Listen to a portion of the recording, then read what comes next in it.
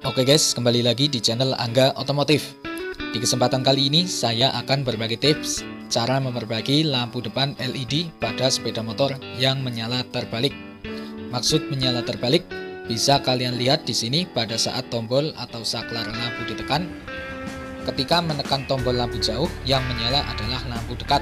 Begitu juga sebaliknya.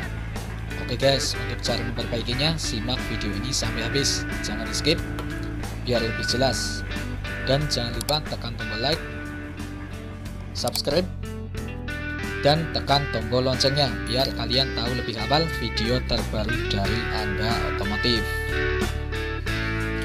Oke guys, untuk caranya kita lepaskan dahulu bohlam lampu depannya. Sudah terlepas ya guys.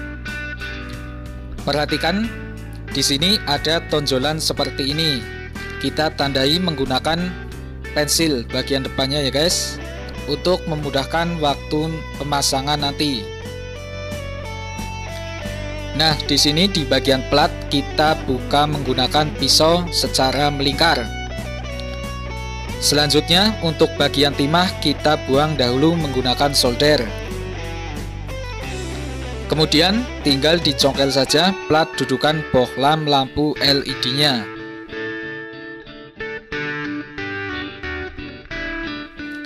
Sudah terbuka ya guys. Perhatikan pada kabel hitam ini, bisa kalian lihat di sini kabelnya menyimpang ya guys. Nanti akan saya coba luruskan kabelnya.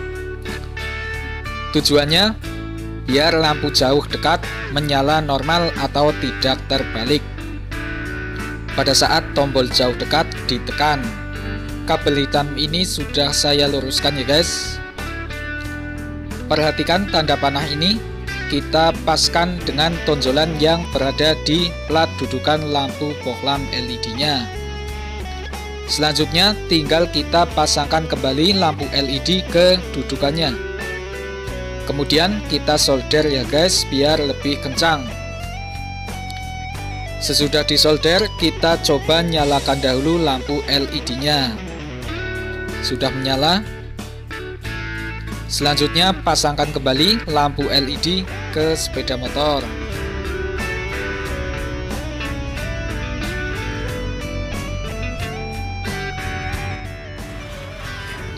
Oke guys, kita coba hidupkan sepeda motornya. Ini hasilnya setelah lampu depan sudah diperbaiki.